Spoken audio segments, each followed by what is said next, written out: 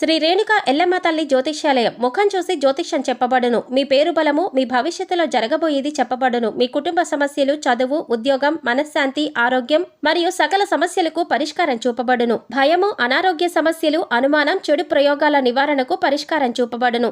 ఎటువంటి వ్యాధులకైనా మూలికా వైద్యం చేయబడును. మంచి హస్తవాసి ఉన్న గురూజీ. ఒకసారి కాల్ చేయండి, మీకే తెలుస్తుంది. స్త్రీ పురుష వశీకరణ 100% గ్యారంటీ. గురూజీ లక్ష్మణ్ రాజు. Cell number 8639883141. ఓం శ్రీ మాత్రే నమః. ఛానల్లోకి స్వాగతం అండి. జనవరి 29వ తేదీన అమావాస్య. మాఘమాసంలో వచ్చే అమావాస్యను మౌని అమావాస్య అంటారు. అమావాస్య యొక్క ఇతర ఆచారాలతో పాటు ఈ అమావాస్య రోజున మౌనవ్రతాన్ని కూడా పాటిస్తారు. అందుకే దీనిని మౌని అమావాస్య అనే పేరొచ్చింది.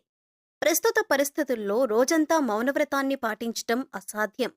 అందువల్ల కనీసం ఈ తిథి నాడు బ్రహ్మ ముహూర్తంలో స్నానం చేసే సమయంలో మరియు దానం చేసే సమయంలోనూ మౌనంగా ఉండాలని పండితులు చెబుతున్నారు. మౌని అమావాస్య రోజు నదీ స్నానం చేసి దానాలు చేయటం వల్ల విశేషమైన ఫలితాలను పొందవచ్చు. అయితే నదీ స్నానం చేయటానికి వీలు కాని మిథున రాశివారు ఇంట్లో స్నానం చేసే నీటిలో ఇవి వేసుకుని స్నానం చేయటం వల్ల మీకున్న ఆర్థిక సమస్యలతో పాటు అనేక రకాల ఇబ్బందులు, నరదృష్టి, నరఘోష వంటివి తొలగిపోతాయి. అయితే స్నానం చేసే నీటిలో ఈ రాశివారు ఏది వేసుకుని స్నానం చేయాలి అనే అంశాలను ఇప్పుడు వివరంగా తెలుసుకుందాం. కానీ అంతకంటే ముందుగా మీరు కనుక ఇప్పటివరకు మన ఛానల్ని సబ్స్క్రైబ్ చేసుకోకపోతే సబ్స్క్రైబ్ చేసుకొని పక్కనే ఉన్న బెల్ ఐకాన్ నొక్కి ఆల్ సెలెక్ట్ చేసుకుంటే మేము ఇలాంటి వీడియోస్ అప్లోడ్ చేయగానే ముందుగా మీకు నోటిఫికేషన్ వస్తుంది. ఇక వివరాల్లోకి వెళ్ళిపోతే, ముందుగా అమావాస్య రోజు ఏ పనులు చేస్తే అదృష్టం కలిసొస్తుందో, ఏ పనులు చేస్తే దురదృష్టం కలుగుతుందో తెలుసుకుందాం. అమావాస్య చాలా శక్తివంతమైంది. అమావాస్య రోజు కొన్ని పనులు చేస్తే అదృష్టం బాగా కలిసొస్తుంది. అమావాస్య రోజు ఎవరైనా సరే సూర్యోదయానికి పూర్వమే తలస్నానం చెయ్యాలి. తలంటూ స్నానం చేయకూడదు. తలస్నానం అంటే కేవలం నీళ్లు తల మీద పోసుకుని తలస్నానం చేయాలి. ఈ తలస్నానం చేస్తే చాలా మంచిది. అమావాస్య రోజు మధ్యాహ్నం పూట నిద్రపోకూడదు. మధ్యాహ్నం పూట నిద్రపోతే దరిద్రం చుట్టుకుంటుంది. ఈ రోజు విశేషంగా లక్ష్మీ పూజ చెయ్యాలి. అమావాస్య రోజు చేసే లక్ష్మీ పూజను ఐశ్వర్య లక్ష్మీ పూజ అంటారు. ఈ పూజ చేయటం వల్ల ఆర్థిక సమస్యలన్నీ తొలగిపోతాయి. అమావాస్య సందర్భంగా అన్నదానం చేసినా, వస్త్రదానం చేసినా విశేషమైన శుభ ఫలితాలు కలుగుతాయి. అలాగే అమావాస్య సందర్భంగా ఎవరైనా సరే ఎడమ కాలికి నల్లదారం కట్టుకుంటే చాలా మంచిది. అమావాస్య రోజు ఎడమ కాలికి నల్లదారం కట్టుకుంటే ఎదుటివాళ్ల ఏడుపులేవి మీ మీద పనిచెయ్యవు. దిష్టి ఉండదు, నరపీడ ఉండదు, శత్రుబాధలు తొలగిపోతాయి. ఎడమ కాలికి నల్లదారం అమావాస్య రోజు కట్టుకోవాలి. అలా కట్టుకున్నట్లయితే మీకున్నటువంటి దిష్టిదోషం మొత్తం తొలగింపజేసుకోవచ్చు. అలాగే అమావాస్య రోజు రాత్రిపూట భోజనం చేయకూడదు. ఉపవాసం ఉండాలి. కేవలం పళ్ళు, పాలు మాత్రమే ఆహారంగా స్వీకరిస్తే చాలా మంచిది. అలాగే అమావాస్య అంటే సూర్యుడికి చాలా ఇష్టమైన రోజు. అందుకే ఎవరైనా సరే అమావాస్య సందర్భంగా సూర్యుడికి అర్ఘ్యమిస్తే, అంటే సూర్యుడికి నీటిని సమర్పిస్తే జాతక దోషాలు తొలగిపోతాయి. అంటే రాగి చెంబులో నీళ్లు తీసుకుని ఆ నీళ్లల్లో ఎర్ర పుష్పం, చిటికెడు కుంకుమ పువ్వు, కొద్దిగా గంధం కలిపి తూర్పువైపు తిరిగి ఓం సవిత్రే నమః అంటూ 12 సార్లు జపించి సూర్య భగవానుడికి ఆర్ఘ్యమిచ్చినట్లయితే విశేషమైన ఫలితాలు కలుగుతాయి. అమావాస్య సూర్యనారాయణమూర్తి పుట్టినరోజు కాబట్టి సూర్యుడి అనుగ్రహం వల్ల సకల శుభాలు కలుగుతాయి. అలాగే పితృదోషాలు, పితృశాపాలు తొలగిపోవటానికి అమావాస్య రోజు ఒక ప్రత్యేకమైన విధి విధానం పాటించాలి. మీకు దగ్గరలో రావి చెట్టు ఉన్నట్లయితే రావి చెట్టు దగ్గరికి వెళ్లి రావి చెట్టు మొదట్లో ఆవాల నూనె అంటే మస్టర్డ్ ఆయిల్ ప్రమిదలో పోసి 8 ఒత్తులు విడిగా వేసి దీపాన్ని వెలిగించాలి.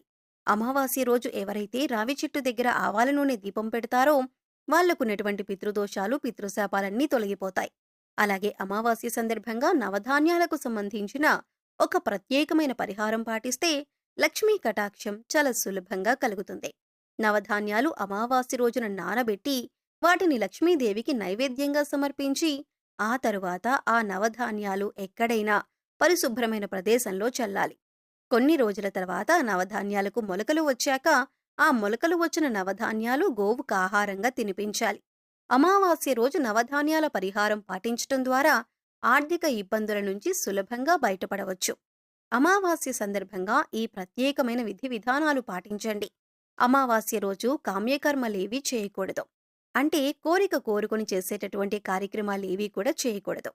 ప్రధానంగా దానాలు చేయటం, నువ్వుల నీళ్ళల్లో వేసి దక్షిణ దిక్కుకు తిరిగి పితృదేవతలకు తర్పణాలివ్వటం, ఇలాంటివి చేస్తే పితృదోషాలు తొలగిపోతాయి. అమావాస్య రోజు అద్భుతమైన శుభ ఫలితాలు సిద్ధింపచేసుకోవచ్చు. అలాగే అమావాస్య రోజు బకెట్ నీళ్ళల్లో ఏది వేసుకొని స్నానం చేయటం వల్ల మీలో ఉన్న నెగిటివ్ ఎనర్జీ తొలగిపోతుంది. అలాగే ఈ పదార్థాలలో బకెట్ నీళ్ళలో ఎందుకు కలుపుకోవాలి అనే అంశాలను ఇప్పుడు తెలుసుకుందాం. ప్రతి ఒక్కరూ కూడా ఆ భగవంతుడి ఆశీస్సులు మాపై ఉండాలని, జీవితంలో గొప్పగా ఎదగాలని కోరుకుంటారు. మరి ఆ దిశగా అడుగులు వేసేందుకు తమ వంతుగా ప్రతిరోజు పూజ చేస్తూ ఉంటారు. పూజ చేసినప్పుడు ఫలితాలు వస్తాయా అంటే మనశ్శాంతి మాత్రం ఖచ్చితంగా వస్తుంది. ఫలితం వస్తుందా అంటే మాత్రం అది వారి పూర్వజన్మ కర్మ ఫలితం మీద కూడా ఆధారపడి ఉంటుంది. మరి అలాంటి కర్మ ఫలితాన్ని తగ్గించుకోవాలంటే ఏం చేయాలి అనే సందేహం మీకు రావచ్చు. మనం ఏదైనా పని చేస్తున్నామంటే అది ఎందుకు చేస్తున్నాం అని తెలుసుకుని చేస్తే మాత్రం దానికి ఖచ్చితమైన ఫలితాలు దొరుకుతాయి. ఈ మాట సాక్షాత్తు వేద పండితులు చెబుతున్నారు. ఇంతటి విశేషమైన రోజున ఈ చిన్న పరిహారం చేసినట్లయితే కనుక లక్ష్మీ కటాక్షం కారణంగా దారిద్ర్య బాధలు తొలగిపోయి సిరి సంపదలు చేకూరుతాయి.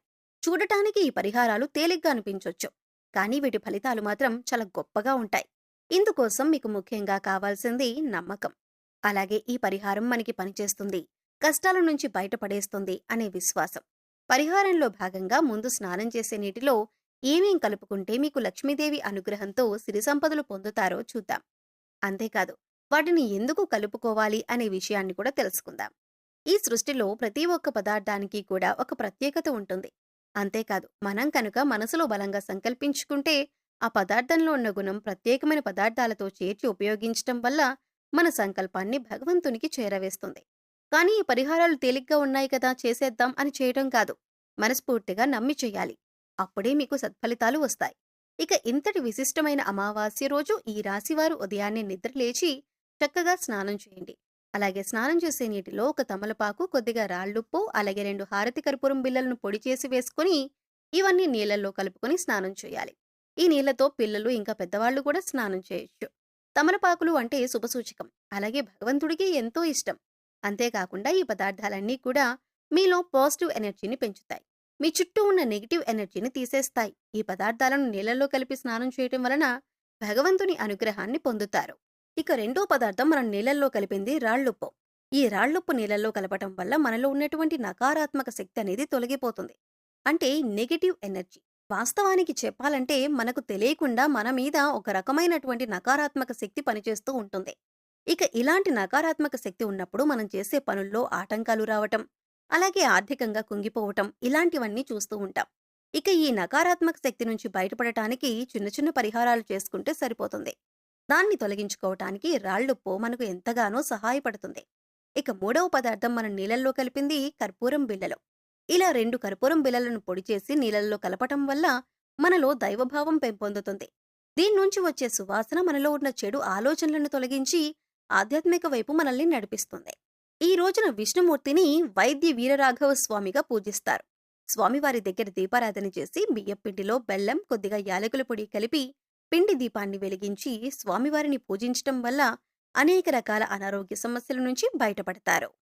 సో చూశారు కదండి, జనవరి 29వ తేదీ మౌని అమావాస్య రోజున ఈ రాశివారు ఏ చిన్న పరిహారం చేయటం వల్ల వారి జీవితంలో ఉండే కష్టాలు, నష్టాలు అన్నీ తొలగిపోతాయి అనే అంశాలతో పాటుగా అమావాస్య రోజు స్నానం చేసే బకెట్ నీటిలో ఏది కలుపుకొని స్నానం చేయటం వలన నెగిటివ్ ఎనర్జీ తొలగిపోయి ఆర్థికంగా అభివృద్ధి చెందుతారు అనే అంశాలను ఈ వీడియోలో మనం వివరంగా తెలుసుకున్నాం కదా.